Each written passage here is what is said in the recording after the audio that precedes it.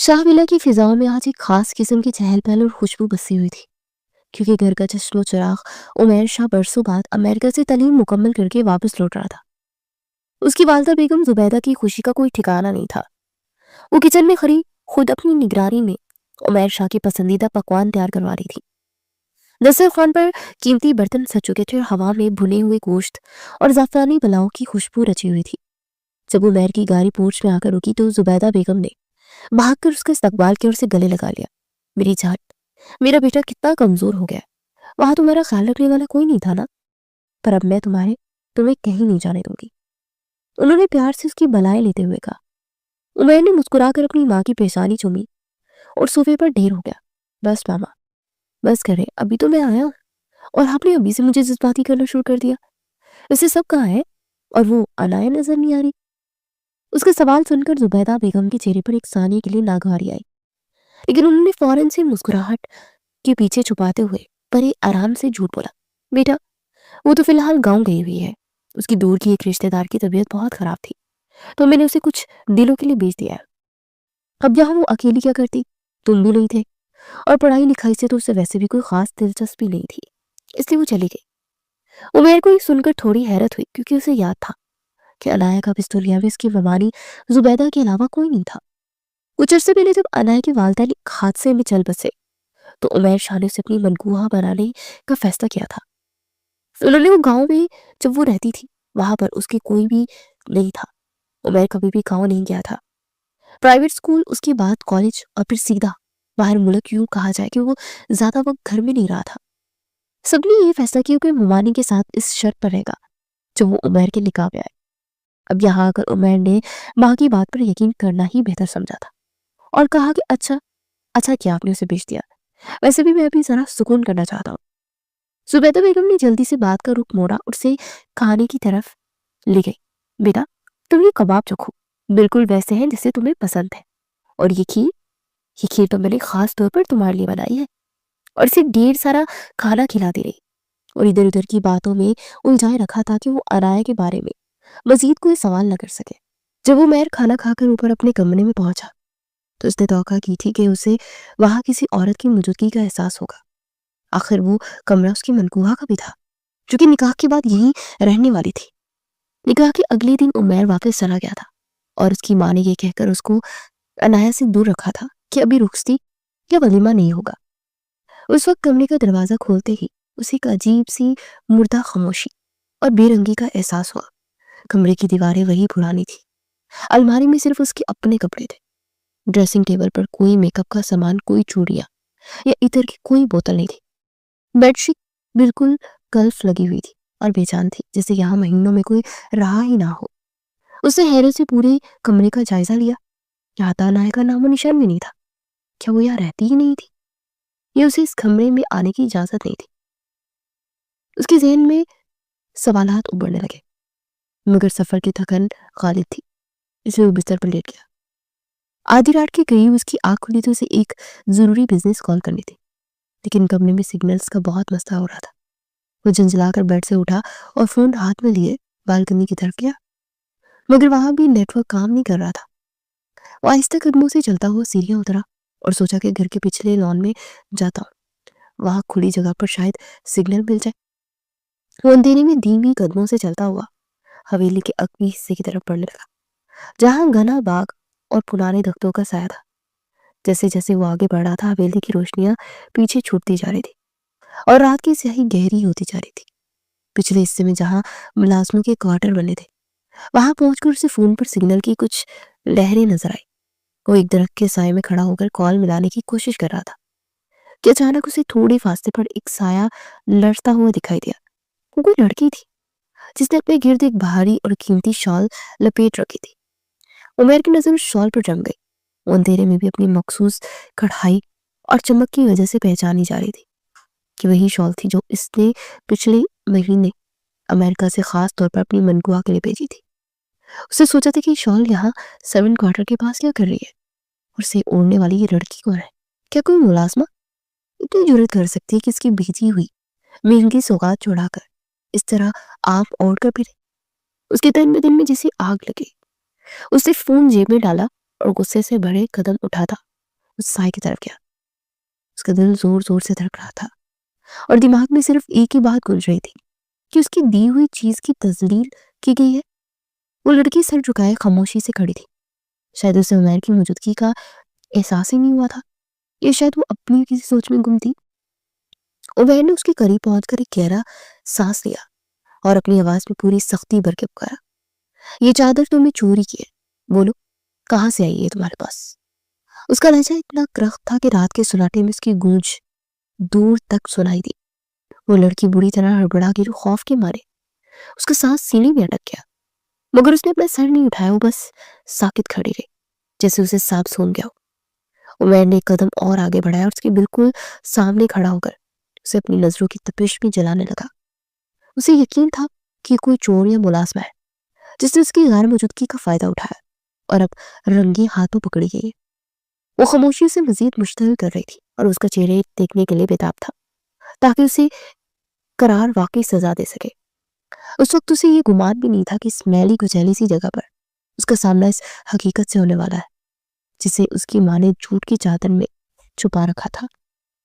उमैर शाह के लहजे की करख्तगी ने रात की उस पहर खामोशी को चीर कर रख दिया था, लेकिन सामने खड़ी लड़की की खामोशी ने उसके गुस्से को हवा दी थी। वो लड़की जिसने खुद को उस कीमती शाल में छुपाने की कोशिश कर रखी थी, अब साकित तो जामिद खड़ी थी। उमैर को लगा शायद वो खौफ से गंग हो गई है या फिर अपनी चोरी पकड़े जाने पर कोई नया बहाना तराश रही है। तुम बहरी हो या तुम्हें मेरी बात समझ नहीं आ रही? मैं पूछ रहा हूँ कि ये शाही शाल तुम्हारे पास कहाँ से है? ये मैंने अमेरिका से अपनी मनकूहा के लिए भेजी थी। तुम जैसी मामूली मुलाजमा की हिम्मत कैसे हुई कि इसे हाथ पे लगाओ?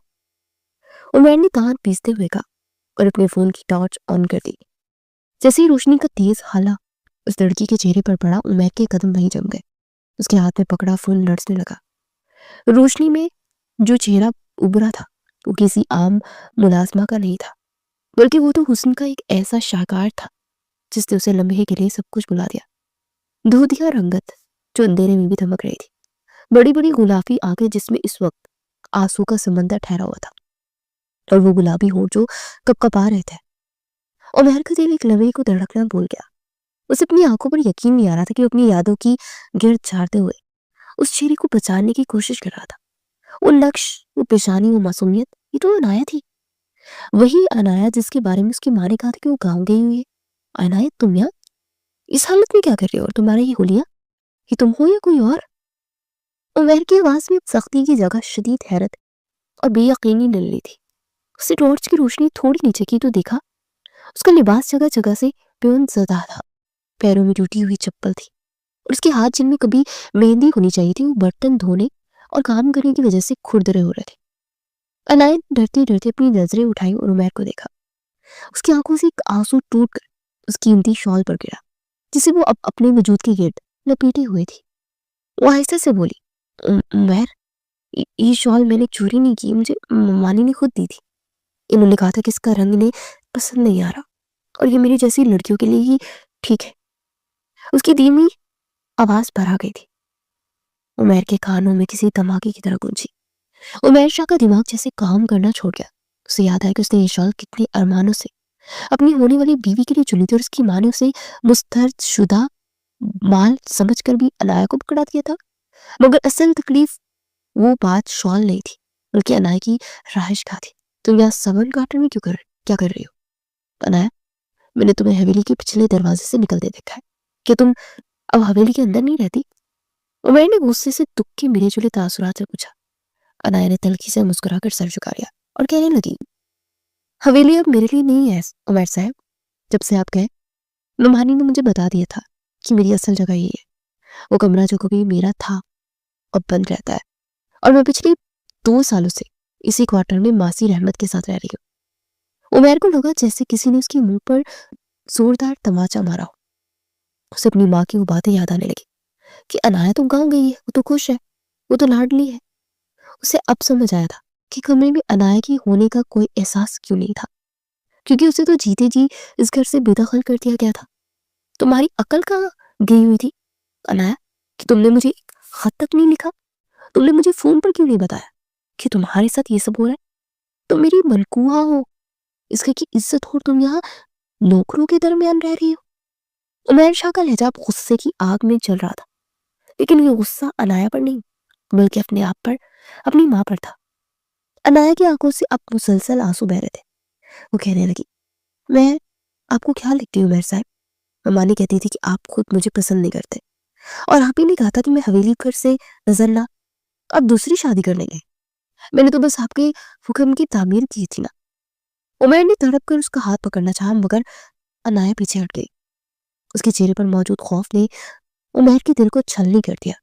उसे वो लम्हा याद आया जब वो निकाह के फौरन बाद उसे ख्वाबों का सहारा देकर बाहर चला गया था, और पीछे उसके साथ ये सुलूक हुआ था। तुम यहाँ एक पल नहीं रहोगी, अभी मेरे साथ चलो। उमैर ने उसे हुक्म दिया, मगर उसका लहजा अब लर्ज रहा था। उसका दिमाग इस सच्चाई को हजम ही नहीं कर पा रहा था कि जिस लड़की को वो अपनी जिंदगी का हिस्सा बनाने वाला था, उसकी गैर मौजूदगी में उसके अपने घर में एक मुजरिम की तरह जिंदगी गुजार रही थी। उसे वो शॉल अब चोरी की नहीं बल्कि अपने खानदान की बेहिस्सी की निशानी लग रही थी। वो खामोशी से उसे देख रहा था और सोच रहा था कि कितना बड़ा धोखा हुआ है उसके साथ, और कितनी बड़ी ज्यादती हुई है उस मासूम लड़की के साथ जिसका कसूर सिर्फ ये था कि उसका कोई सहारा नहीं था। अनाया की खामोश सिसकियां रात के सुनाटे में उमैर शाह की जमीर पर दस्तक दे रही थी, और उसे लग रहा था कि वो खुद इस जुर्म में बराबर का शरीक है, क्योंकि उसने कभी पलट कर खबर लेने की कोशिश ही नहीं की थी। वो इस धोखे में राह के रुखसती तक अपनी मनगुआ का हाल भी नहीं पूछ सकता। उमैर शाह के कदमों में जैसे जमीन धंस गई थी। वो गुस्से और सदमे की तालमेल में फंसता हुआ वापस हवेली के मरकजी हॉल में दाखिल हुआ, जहां कुछ देर पहले तक खुशियां दिखाई दे रही थी। सुबैदा बेगम अभी भी उसकी हदायत रहमत बीबी को देकर कामों से फारिग होकर सोफे पर सुकून से बैठी अपने बेटे के मुस्तकबिल के सुनहरे ख्वाब बुन रही थी कि अचानक उमैर शाह की दहाड़ने की आवाज ने हवेली के दिलो दीवार हिला दिए। मम्मा, ये सब क्या है? आपने मुझसे इतना बड़ा झूठ क्यों बोला? अनाया गांव गई हुई है, जबकि वो बाहर उन बदबूदार क्वार्टरों में नौकरों के साथ रह रही है। उसकी आवाज में ऐसी काट थी कि जुबैदा बेगम एक लम्हे को बौखला गई, लेकिन वो भी मंजी हुई खिलाड़ी थी। उन्होंने फौरन अपने चेहरे पर ममता और बेचारगी के तारसुरात सजाए और लंबी आह भरकर बोली, अरे बेटा, तुम इतना गुस्सा क्यों कर रहे हो? जरा बैठो तो सही, मेरी बात तो सुनो। वो लड़की अपनी फितरत से मजबूर है, गांव की पहली बड़ी है ना। मैंने उसे रोकने की कितनी कोशिश नहीं की, पर वो तो कहती थी कि उसे हवेली की बड़े कमरों में डर लगता है। उसका दिल तो उन नौकरों चाकरों के साथ ही बहलता है। उमर ने हैरत से माँ की तरफ देखा और बोला, मम्मा क्या कह रही हैं आप? वो मेरी मनकूह है, वो इस घर की होने वाली बहू है। वो कैसे कह सकती है कि उसे यहाँ डर लगता है?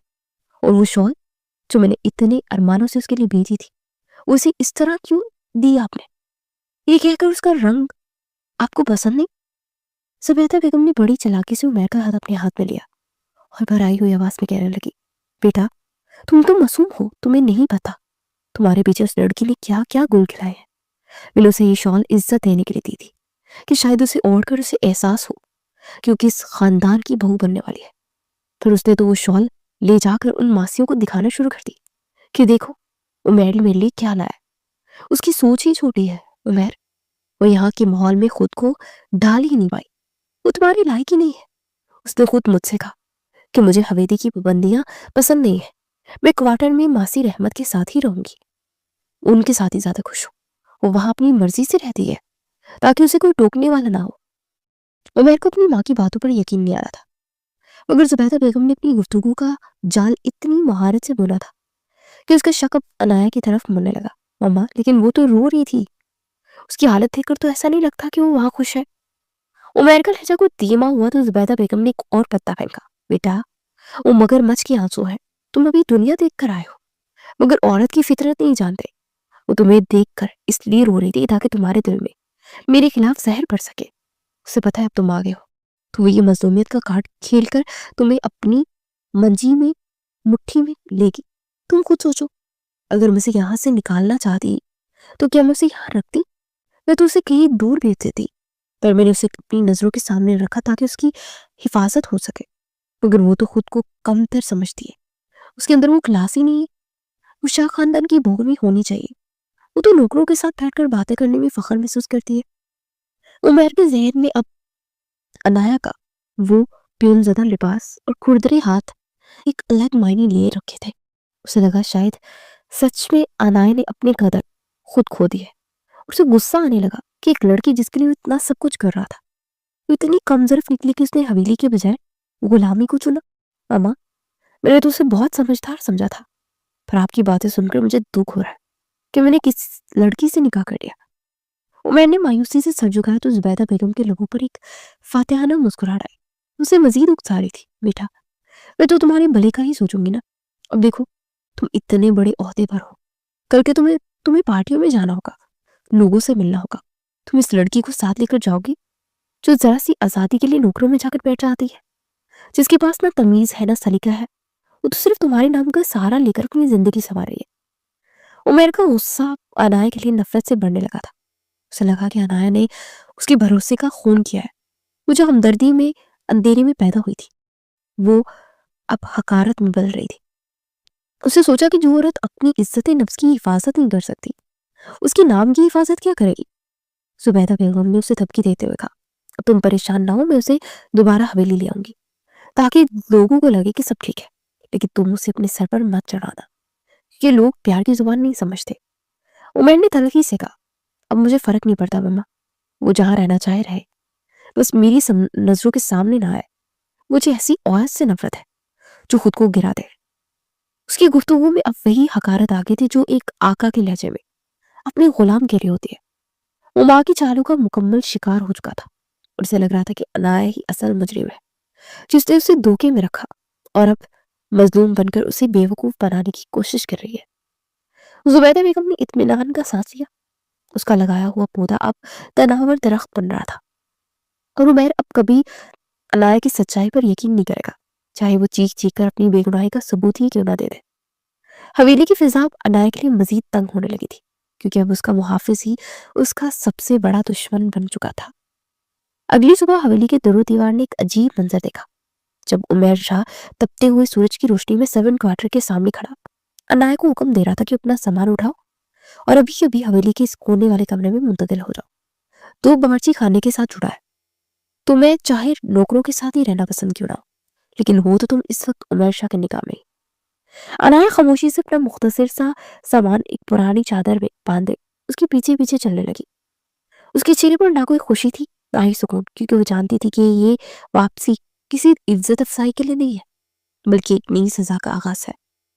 جیسے ہی وہ حویلی کے ہال میں داخل ہوئی عمیر نے سے وہیں رکنے کا اشارہ کیا اور حقارت سے اس کی سر سے پاؤں تک اس کا جائزہ لینے لگا۔ دیکھو نایا، میری ماں کہتی ہے کہ تمہیں نوکروں میں رہنا پسند ہے، اور سچ کہوں تو تمہارا یہ حلیہ دیکھ کر مجھے بھی اب یہی لگ رہا ہے کہ تم شاہ خاندان کی بہو کہلانے کی قابل نہیں ہو۔ اس نے اپنے مہنگے سوٹ کی آستینیں درست کرتے ہوئے بڑے کرخت لہجے میں کہا۔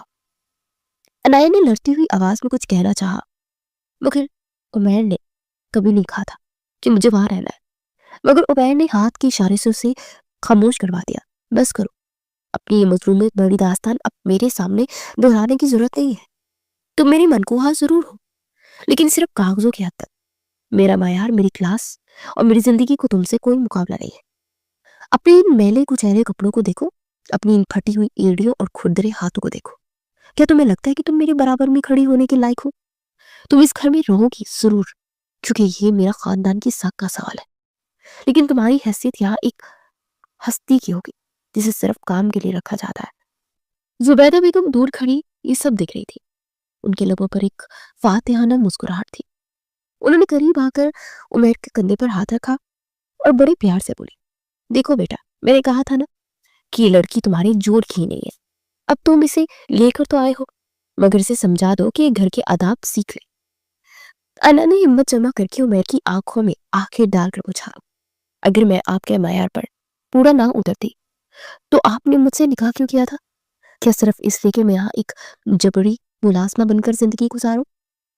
عمیر نے اس کے قریب آ کر اس کے بازو کو سختی سے جگڑا اور سرکشی کے انداز میں کہا، نکاح میری غلطی تھی، یہ شاید میری مجبوری، لیکن اس کا مطلب یہ ہرگز نہیں ہے کہ میں تمہیں اپنے سر پر بٹھا لوں۔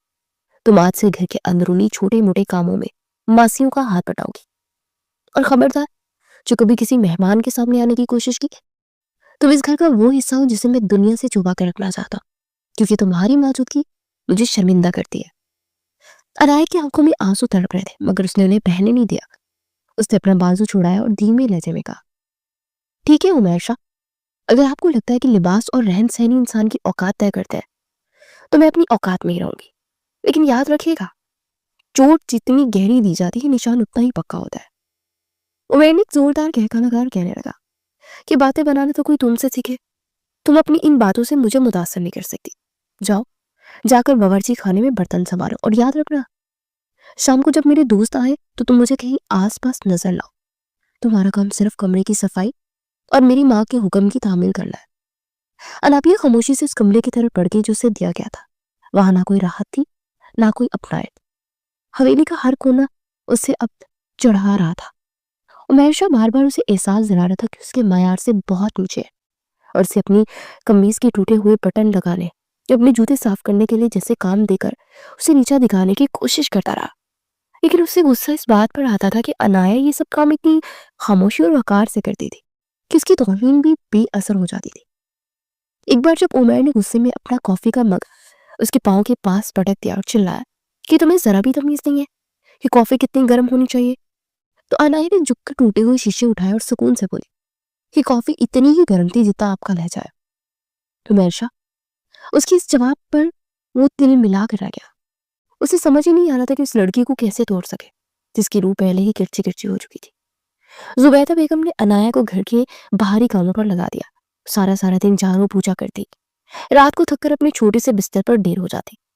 عمیر اسے دیکھتا کہ کبھی اس کے دل میں پرانی ہمدردی جاگتی، مگر فوراً اس کی ماں کے کہے ہوئے جھوٹ اس کے کانوں میں گونجنے لگتے کہ لڑکی خود کو ایسا ہی رکھنا چاہتی ہے۔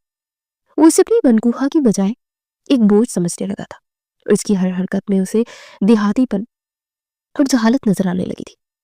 حویلی کی روشنی اب عنایا کی صرف ایک خواب کے لیے ایک خواب تھی، وہ اس اندھیرے کمرے میں قید ہو چکی تھی جہاں سے روزانہ یہ جتایا جاتا تھا کہ وہ شاہ خاندان کی ایک ایسی کڑی ہے جسے وہ خود کو توڑنا چاہتے ہیں۔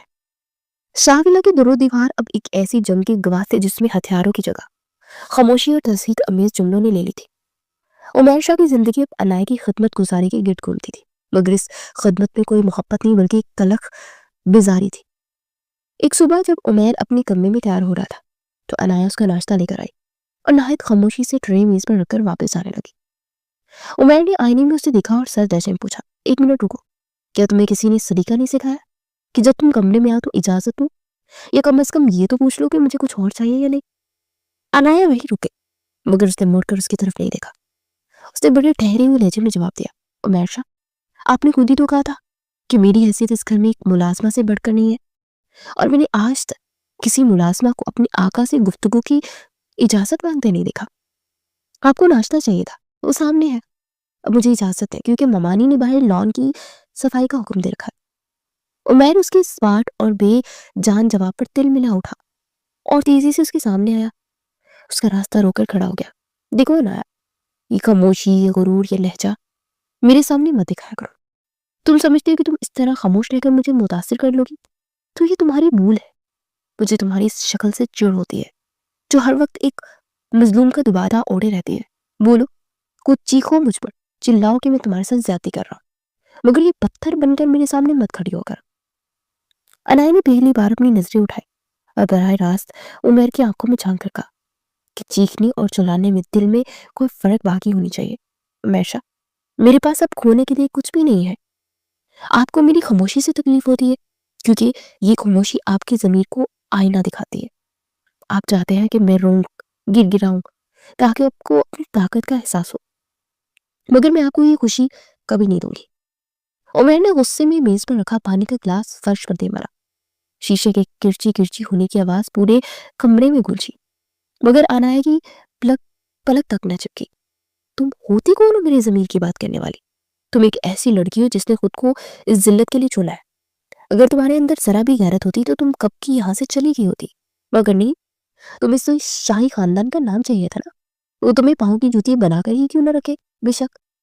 عمیر کی اس بات پر عنایا کے لبوں پر ایک زہریلی مسکراہٹ آئی، اس نے جھک کر شیشے کے ٹکڑے اٹھانا شروع کیے اور بولنے لگی، میں یہاں اس نام کے لیے نہیں بلکہ اس وعدے کے لیے رکی ہوں جو میرے مرنے والے باپ نے آپ کے والد سے کیا تھا، ورنہ آپ جیسے شخص کے ساتھ ایک چھت کے نیچے سانس لینا بھی میری خودداری پر بوجھ ہے۔ آپ کو لگتا ہے کہ آپ بہت بڑے عہدے پر ہیں، بہت پڑھے لکھے ہیں، مگر سچ تو یہ ہے کہ آپ اپنی ماں کی آنکھوں سے دنیا دیکھتے ہیں، آپ کے پاس اپنی کوئی سوچ نہیں ہے۔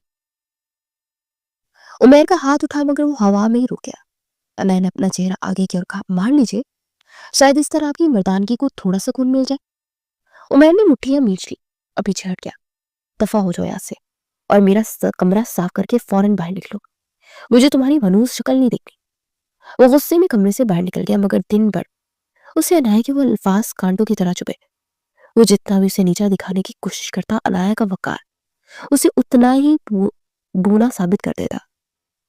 شام کو جب وہ واپس آیا تو اس نے دیکھا کہ انایا تیز بخار میں پھونک رہی ہے، مگر پھر بھی وہ برآمدے میں کھڑی زبیدہ بیگم کی بھاری پردے دھو رہی تھی۔ عمیر کے دل میں ایک کھسک سی اٹھی۔ وہ قریب گیا اور تلخی سے بولا، کیا ڈرامہ یہ؟ بیمار ہونے کا سونگ رچا کر اب تم ڈرتی چاہتی ہو؟ چاہو جا کر لیٹ جاؤ، یہ کام کوئی اور کر لے گا۔ انایا نے ہانپتے ہوئے جواب دیا، شکریہ عمیر شاہ، مگر مجھے آپ کی ہمدردی کی ضرورت نہیں ہے۔ آپ کی ماں نے کہا ہے کہ اگر میں نے کام ختم نہیں کیا تو مجھے رات کا کھانا نہیں ملے گا، اس لیے مجھے اپنی فکر کرنے دے، اب جا کر اپنی عالی شان زندگی جیے۔ عمیر کو لگا جیسے کسی نے اس کے تپتے وجود پر کھولتا ہوا پانی ڈال دیا اور اپنی ماں کے پاس گیا غصے سے بولا، مما یہ کیا طریقہ ہے؟ وہ بیمار ہے اور آپ اتنی سخت کام لے رہی ہے۔ زبیدہ بیگم نے چائے کا سپ لیتے ہوئے بڑے آرام سے کہا، بیٹا تم خواہ مخواہ ہی جذباتی ہو رہے، اس نے خود کہا اسے کام کرنا اچھا لگتا ہے، وہ تو بس تمہارے سامنے ڈرامہ کر رہی ہے تاکہ تم پگھل جاؤ۔ عمیر کو ایک بار پھر لگا کہ شاید اس کی ماں ٹھیک کہہ رہی ہے، مگر جب اس نے پلٹ کر انایا کو دیکھا جو کہ گرتے گرتے خود کو سنبھال رہی تھی تو اس کے اندر ایک عجیب سی کشمکش شروع ہو گئی۔ وہ انایا سے نفرت کرنا چاہتا تھا، اسے ذلیل کرنا چاہتا تھا، مگر اس کی خاموش ریاضت اور چٹان جیسی انا اسے الجھائے رکھتی۔ وہ جتنا اس سے دور بھاگتا، انایا اس کی شخصیت کا سحر اسے اپنے گرد اتنا ہی کھینچتا، مگر اس کا تکبر اسے یہ ماننے کو تیار ہی نہیں تھا کہ اس لڑکی کے سحر میں مبتلا ہو رہا ہے۔ وہ رات بھر اپنے کمرے میں ٹہلتا رہا اور سوچتا رہا کہ آخر انایا کیا چاہتی ہے، وہ کیوں نہیں روٹتی، وہ کیوں اس کے سامنے جھک کر معافی نہیں مانگتی، مگر اسے جواب صرف خاموشی میں ملتا تھا۔ وہ خاموشی جو اب اس کے لیے زہر بنتی جا رہی تھی اور اسے لگ رہا تھا کہ اس شاہ ولا میں اب کوئی بڑا طوفان آنے والا ہے جو سب کچھ بہا کر لے جائے گا۔ حویلی کی بھاری خاموشی اس وقت ایک ہولناک طوفان کا پیش خانہ ثابت ہوئی جب عمیر شاہ اپنے کمرے کی بلائی منزل پر موجود ایک پرانے اسٹور روم سے اپنا کچھ پرانا ریکارڈ تلاش کر رہا تھا۔ وہاں اسے ایک پرانا لکڑی کا صندوق ملا جس کے کونے میں دبے ہوئے چند خطوط اور ایک ڈائری نے اس کی توجہ اپنی جانب مبذول کروا لی۔ جیسے اس نے پہلا خط کھولا اس کے پیروں تلے سے زمین نکل گئی۔ وہ انایا کے لکھے ہوئے وہ خطوط تھے جو اس نے برسوں پہلے عمیر کے نام لکھے تھے، لیکن وہ کبھی اسے پیچھے ہی نہیں گئے تھے۔ ان خطوط میں انایا کی سسکی اور ممانی کے وہ مظالم درج تھے جنہیں پڑھ کر عمیر کا دل پھٹنے لگا۔ ابھی وہ ان خطوط کی سچائی کے صدمے میں ہی تھا کہ اسے باہر برآمدے میں پرانی ماسی رحمت اور خان بابا کی سرگوشیاں سنائی دی۔ وہ فوراً دروازے کے پیچھے دبک گیا۔ خان بابا دھیمی آواز میں کہہ رہے تھے، رحمت بی بی، میرا تو کلیجہ منہ کو آتا ہے اس بچی کو دیکھ کر۔ بیچاری انایا بی بی کو زبیدہ بیگم نے کسی طرح بالوں سے پکڑ کر حویلی سے نکالا تھا۔ مجھے آج بھی یاد ہے اس سرد رات جب وہ اس کی چھوٹے سے وجود کو گھسیٹتی ہوئی 7 کوارٹر پھینک کر آئی تھی اور دھمکی دی تھی کہ اگر عمیر کو ایک لفظ بھی بتایا تو اسے زندہ جلا دیں گی۔ ماسی رحمت نے ایک ٹھنڈی آبری اور جواب دیا، ہاں خان بابا، وہ تو فرشتہ ہے جو اتنی تذلیل سہ کر بھی آج ان کے پیر دبا رہی ہے۔ تمہیں یاد ہے جب عمیر صاحب کا فون آتا تھا تو بیگم صاحبہ اسے کمرے میں بند کر دیتی تھی اور خود ہنس ہنس کر باتیں کرتی تھی کہ انایا تو سو رہی ہے یا وہ تو باہر سیر کرنے گئی ہے۔ بیچاری نے تو فاقے بھی کاٹے اس گھر میں لیکن کبھی زبان نہیں کھولی۔ عمیر شاہ کے کانوں میں یہ الفاظ کسی پگھلے ہوئے سیسے کی طرح اتر رہے تھے۔ اس سے مزید رہا نہ گیا، وہ ایک جھٹکے سے باہر نکلا اور ان دونوں کے سامنے کھڑا ہو گیا۔ اس کی آنکھوں میں خوف خون آلود تھی اور چہرہ غصے سے تمتما رہا تھا۔ اسے گرج کر پوچھا کہ یہ سب سچ ہے کہ میری ماں نے واقعی اسے بالوں سے گھسیٹ کر باہر نکالا تھا؟ خان بابا اور رحمت ماسی نے اسے اچانک اپنے سامنے دیکھا اور سہم گئے اور ڈر کے مارے پیچھے ہٹنے لگے، لیکن عمیر خان نے بابا کا گریبان پکڑ کر چلایا، بولو خان بابا، آج تمہیں اس گھر کے نمک کا واسطہ ہے، سچ بولو ورنہ میں خود کو گولی مار لوں گا۔ خان بابا نے روتے ہوئے ہاتھ جوڑ کر کہا، چھوٹے صاحب، ہم مجبور تھے، بیگم صاحبہ نے نوکری سے نکالنے اور شہر بدر کرنے کی دھمکی دی تھی۔ سچ تو یہ ہے کہ انایا بی بی نے کبھی خود سے کوارٹر جانے کی خواہش ہی نہیں کی، انہیں تو زبردستی وہاں پھینکا گیا تھا۔ ان کا کمرہ زبردستی خالی کروایا گیا اور ان کے کپڑے تک جلا دیے گئے، اور جو شال آپ نے بیچی تھی وہ بیگم صاحبہ نے ان کے منہ پر ماری تھی، اور تم اس لائق نہیں ہو جو یہ سب سن کر۔ عمیر کو لگا جیسے اس کا دم گھٹ جائے گا۔ وہ دیوانہ وار نیچے کی طرف بھاگا تھا۔ زبیدہ بیگم اپنے کمرے میں بڑے اطمینان سے بیٹھی تسبیح پڑھ رہی تھی۔ اس نے دروازہ اتنی زور سے کھولا کہ وہ دیوار سے جا ٹکرایا۔ مما، آپ اتنی صفاق کیسے گھس سکتی؟ آپ نے مجھ سے اتنا بڑا جھوٹ کیوں بولا؟ آپ نے ایک بے گناہ یتیم بچی کو نوکروں کے کوارٹر میں دھکیل دیا اور مجھے یقین دلایا کہ وہ خود وہاں رہنا چاہتی ہے۔ زبیدہ بیگم نے فوراً اپنے تیور بدلے اور تیکھے لہجے میں بولی، عمیر، تم ہوش میں ہو؟ میں تو ایک معمولی لڑکی کے لیے اپنی ماں پر تم چلا رہے ہو؟ میں نے جو کچھ کیا تمہارے بھلے کے لیے کیا تھا نا، تمہارے جھوٹ کی نہیں تھی۔ میں نے میز پر رکھا گلدان زمین پر دے پڑا اور دہاڑا، بھلا میرا بھلا کس میں تھا؟ اسے بھوکا مارنے میں، اسے ذلیل کرنے میں؟ آپ نے میری منکوہا کو اس گھر کی باندھی بنا دیا اور میں اندھا بن کر آپ کی باتوں پر یقین کرتا رہا۔ مجھے شرم آتی ہے کہ میں آپ کا بیٹا ہوں۔ آپ نے میرے نکاح کا مذاق بنایا، میری محبت کا خون کیا اور اس معصوم کی زندگی برباد کر دی۔ زبیدہ بیگم نے غصے سے کہا، وہ لڑکی جادوگرنی ہے، اسے ضرور تم نے اپنی پٹی پڑھائی ہوگی۔ مگر عمیر نے اپنی بات کاٹی اور کہا، نہیں ماما، اس سے کچھ نہیں کہا، وہ تو آج بھی خاموش ہے۔ اس نے مجھ سے ایک شکایت تک نہیں کی۔ یہ میرے ضمیر کی آواز ہے جو مجھے جینے ہی نہیں دے رہی۔ آپ نے اسے چور کہا، اسے بدتمیز کہا، اسے کمتر کہا، جبکہ اصل میں تو ہم سب سے کمتر نکلے۔ آپ نے اسے اس کے اپنے ہی گھر میں اجنبی بنا دیا۔ میرے سے سب کچھ کہا جو اسے کبھی نہیں سننا چاہیے تھا۔ عمیر کی آواز دکھ سے بھر گئی۔ وہ ہاپتا ہوا باہر گیا اور نکلا باورچی خانے کی طرف گیا، جہاں انایا فرش پر بیٹھی آٹا گوندھ رہی تھی۔ اس کے ہاتھ آٹے سے بڑے تھے اور ماتھے پر پسینے کی بوندیں تھی۔ عمیر اسے دیکھ کر وہیں دہلیز پر بیٹھ گیا اور پوٹ پوٹ کر رونے لگا۔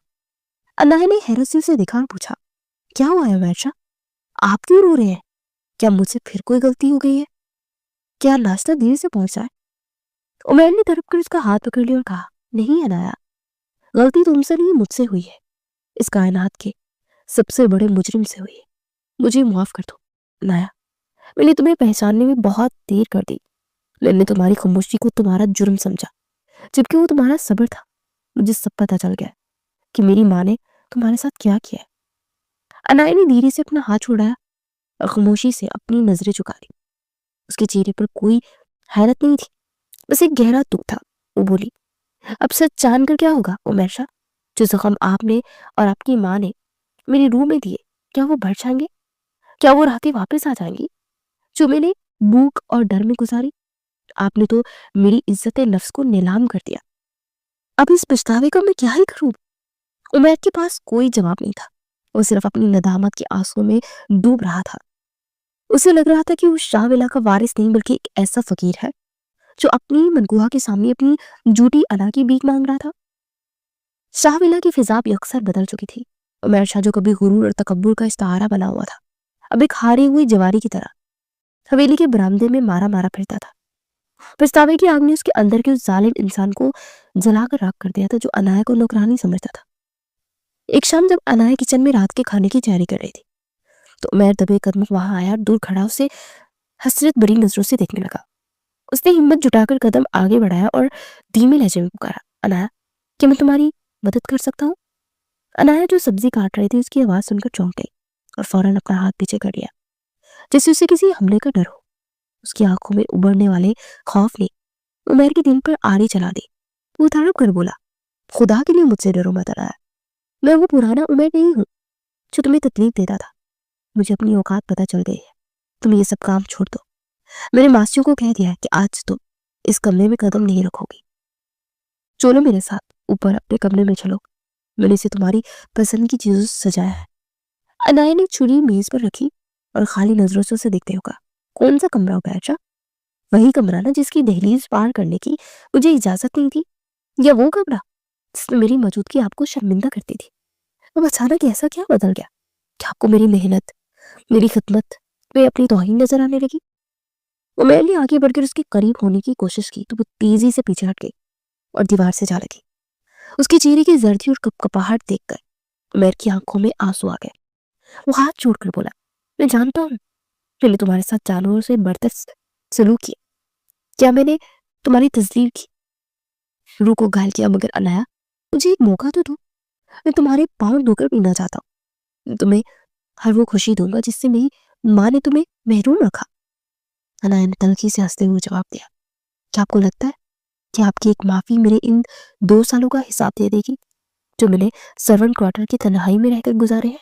आपको तो तब भी मुझ पर सच नहीं आया जब मैं तेज बुखार में आपके पर्दे धो रही थी, तब तो आप कह रहे थे कि ये मेरा स्वांग है। अब जब आपको यकीन और हकीकत का इल्म हुआ है तो आपको मुझ पर प्यार आ रहा है। ये मोहब्बत नहीं है उमर शाह, ये सिर्फ आपके ज़मीर का बोझ है जो आप हल्का करना चाहते हैं, और मैं आपको ये मौका नहीं दूंगी। उमर ने गिड़गिड़ा कर कहा, अनाया तुम जो कहोगी मैं वो करूंगा।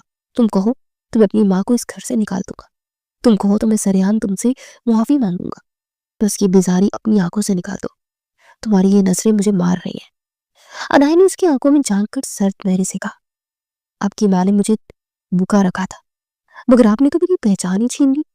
मुझे इस बात का गम नहीं है कि मैंने नौकरों पर वक्त गुजारा, मुझे दुख इस बात का कि मेरे अपने मनखुहा ने मुझ पर चोरी का इल्जाम लगाया और मुझे हकीर समझा। अब आप चाहे सोने के तख्त पर भी मुझे बिठा दे, मेरे लिए आप वही शख्स रह गए जिसने अंधेरे में मुझ पर टार्च की रोशनी डालकर मेरी औकात पूछी थी। उमर शाह, आपके पास दौलत है, शोहरत है, मगर वो दिल नहीं है जो एक औरत की खामोशी को पढ़ सके। अब मुझे जाने दे, मुझे काम करना है। अनाया की बातें सुनकर उमर का सर चकरा गया। वो दीवार का सहारा लेकर वहीं बैठ गया। उसे एहसास हुआ कि टूटे हुए शीशे को जुड़ सकते हैं, मगर टूटा हुआ बांध कभी नहीं जुड़ता।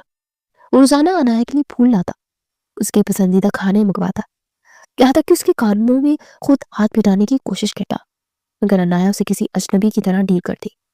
उसके सामने से ऐसे गुजर जाती जैसे वो कोई दीवार हो। और मैंने इससे बात करने के बहाने ढूंढता, अनाया देखो ये साड़ी तुम्हारे लिए लाया हूँ, तुम पर बहुत खिलेगी। पर अनाया का एक ही जवाब होता कि किसी ऐसी लड़की को दे दें जिसका मयार आपके बराबर हो। मैं तो वही फिल्मज़दा लिबास पहनकर खुश हूँ जो मेरी औकात है।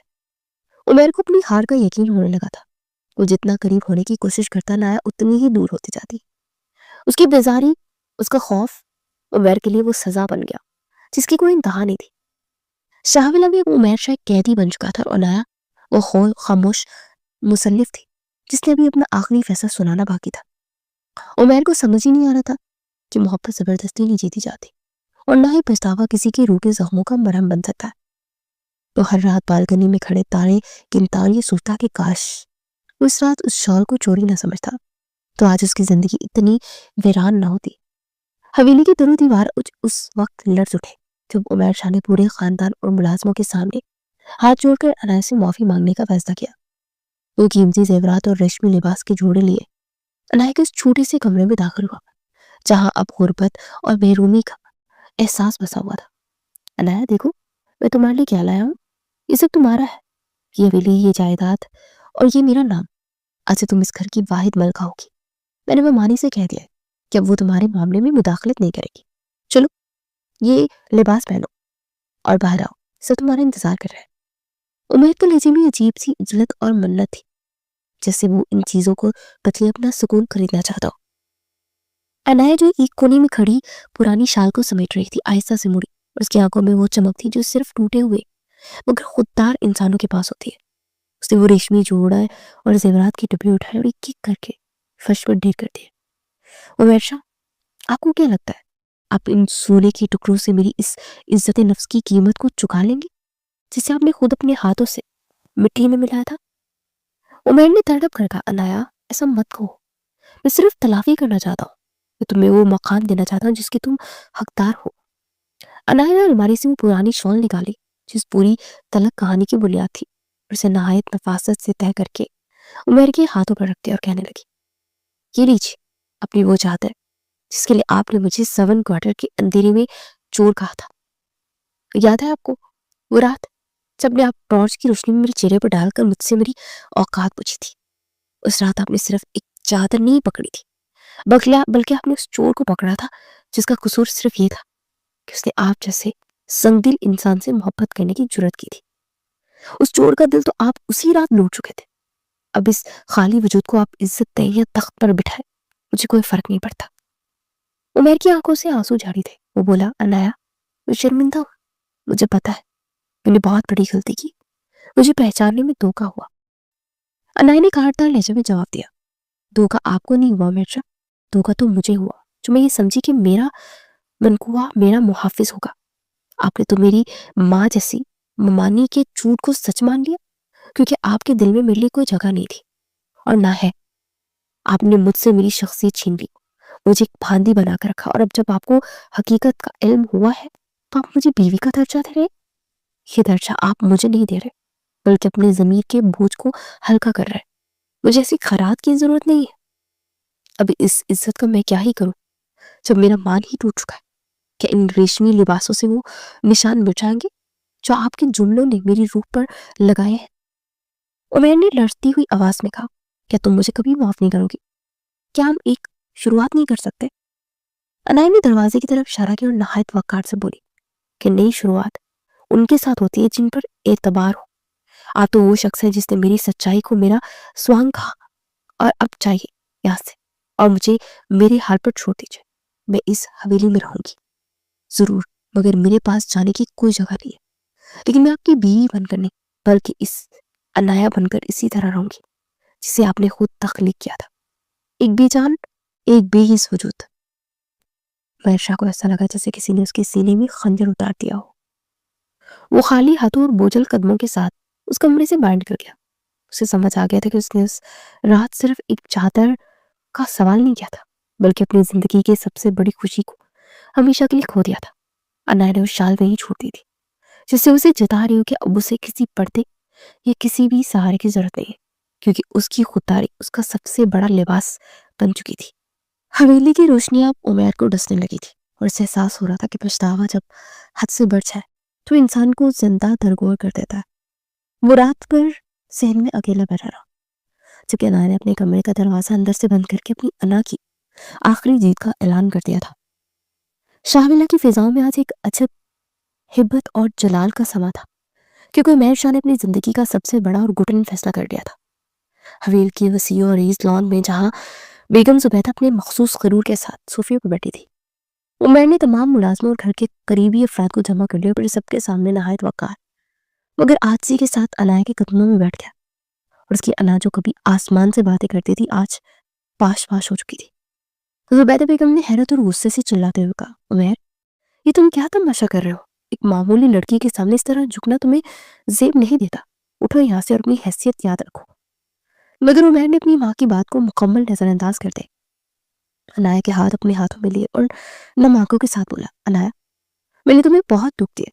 मैंने इस घर में तुम्हें वो मकाम दिया जो शायद कभी किसी दुश्मन को बना दिया हो, मगर आज मैं सबके सामने ये इतराफ करता हूँ कि तुम इस घर की नौकरानी नहीं बल्कि इसकी हवेली की असल मलका हो, मेरी इज्जत हो। मैंने अपने तमाम गुनाहों की तलाफी के लिए अगले हफ्ते एक अजीम शान वलीमे का ऐलान किया है, जहां मैं पूरी दुनिया को बताऊंगा कि उमैर शाह की पहचान अनाया शाह से है। अनाया ने अपना हाथ छुड़ाने की कोशिश नहीं की, बल्कि उसकी आंखों में अभी भी माजी के जख्मों की कसर बाकी थी। वो धीमी लहजे में बोली, उमैर शाह, इन तकरीबों और हंगामों से क्या होगा?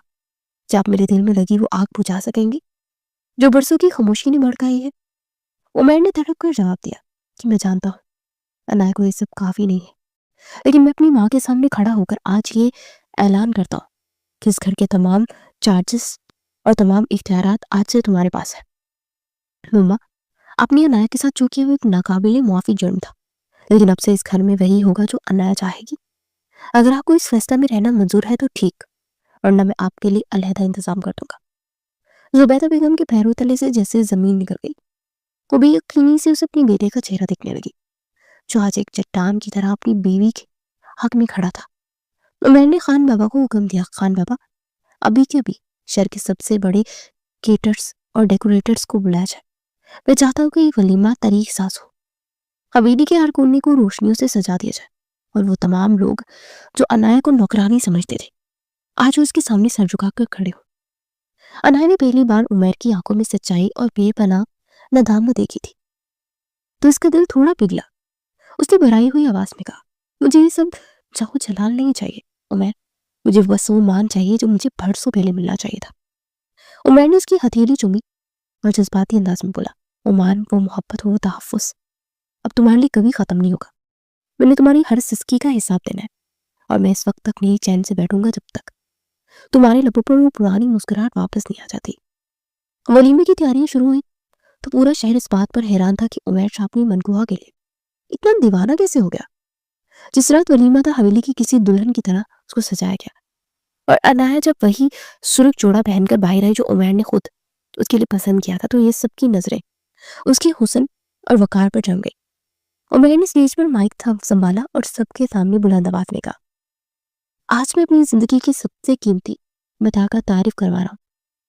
ये मेरी बीवी अनाया है और इसकी इज्जत मेरी इज्जत है।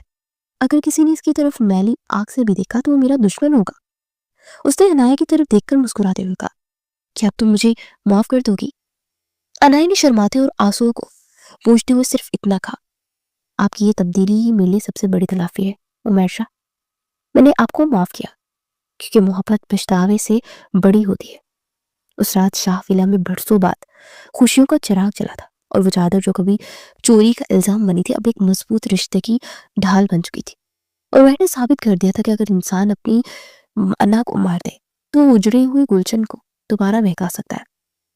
और अनाया की खुददारी ने उसे वो मुकाम दिलाया था जिसका ख्वाब उसने 7 क्वार्टर की अंधेरी रातों में देखा था। और ये एक नई शुरुआत थी, एक ऐसी कहानी जहां नफरत हार गई थी और सच्ची तौबा ने मोहब्बत का रास्ता हमवार कर दिया था।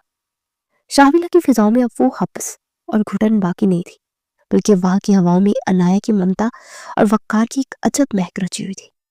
वलीमे के 2 साल बाद हवेली के दरो दीवार एक बार फिर रोशनियों से जगमगा रहे थे, मगर इस बार ये रोशनियां किसी दिखावे के लिए नहीं, बल्कि एक नई जिंदगी की आमद की खुशी में थी। अनाया अब हवेली के बावर्ची खाने में बर्तन साफ नहीं करती थी, बल्कि वो हवेली के मरकजी हॉल में एक मलका की तरह सोफे पर बैठी होती थी। उसकी गोद में एक नन्ही सी परी थी जो बिल्कुल अपनी माँ जैसी रोशन आंखें और सोने जैसी रंगत वाली आई थी। उमैर शाह जो कभी अपनी जूते साफ करवाने के लिए अनाया को आवाज़ें देता था, वो घुटनों के बल अपनी बेटी के सामने बैठा उसके नन्हे हाथों को चूम रहा था। अनाया ने मुस्कुराकर उमैर की तरफ देखा और धीमे लहजे में कहा, उमैर शाह, आपको याद है आपने एक बार कहा था कि मेरा मयार आपके बराबर नहीं है। आज इस बेटी को देखकर बताइए, क्या इसका मयार मुझसे अलग है? उमैर की आंखों में नमी तैरने लगी। उसने अनाया का हाथ पकड़कर उसे सर झुकाया और भराई हुई आवाज में बोला, अनाया, मुझे बार बार उस गुनाह की याद मत दिलाया करो। सच तो यह है कि मैं तुम्हारे वक़ार और तुम्हारी इस मासूमियत ने मुझे इस काबिल बनाया कि आज मैं एक बाप कहलाने का हकदार बनाऊं। ये बेटी सिर्फ तुम्हारी वारिस नहीं है, बल्कि ये मेरे इस पछतावे की तलाफी है जो तुम्हारे कदमों में झुककर शुरू हुआ था। जुबैदा बेगम जो अभी खामोश कोने में बैठी तस्बीह पढ़ रही थी, दूर से अपनी पोती को देखकर मुस्कुराई, मगर उनकी हिम्मत नहीं थी कि वो अनाया के सामने आकर खड़ी हो, क्योंकि अनाया ने अपनी खुददारी और सब्र से वो मुकाम हासिल कर लिया था जहाँ उसकी खामोशी भी एक हुक्म की तरह नाफिज होती थी। और मैंने नन्ही बेटी को गोद में लिया और बुलंद आवाज में कहा, इस बच्ची का नाम अनाया शाह होगा, जिसका मतलब है अल्लाह का तोहफा, और ये इस घर की अगली मलका होगी जिसके लिए मैंने वो तमाम आराइशें तमाम आसाइशें इकट्ठी की है जो तुम पर छीनी गई थी। अलाबिया के चेहरे पर एक ऐसा इत्मीनान था जो सिर्फ उन औरतों को मिलता है जो अपने किरदार की जंग जीत लेती है। वो कीमती शॉल जो कभी चोरी का इल्जाम बनी थी, आज अनाया ने उसे नहायत फख्र से अपने कंधों पर डाल रखा था, क्योंकि अब वो शॉल किसी की दी हुई खैरात नहीं थी, बल्कि उसकी शौहर की बेपनाह मोहब्बत और इज्जत का इतराफ थी। शाहविला में अब सिर्फ कह के गूंजते थे, और वो 7 क्वार्टर जहाँ कभी अनाया ने तन्हाई की रातें गुजारी थी, अब वहां गरीबों के लिए लंगर खाना बन चुका था, क्योंकि अनाया ने उमैर को सिखा दिया था कि असल बादशाहियत लोगों को झुकाने में नहीं होती, बल्कि टूटे हुए दिलों को जोड़ने में होती है। अनाया की इज्जत उसके लिबास से नहीं, बल्कि उसकी इस पाकीज़ा रूह में थी जिसने नफरत के जवाब में भी मोहब्बत दी। और आज वो एक बेटी की माँ बनकर अपनी जिंदगी के मुकम्मल तरीन मोड़ पर खड़ी थी, जहाँ हर तरफ सुकून ही सुकून।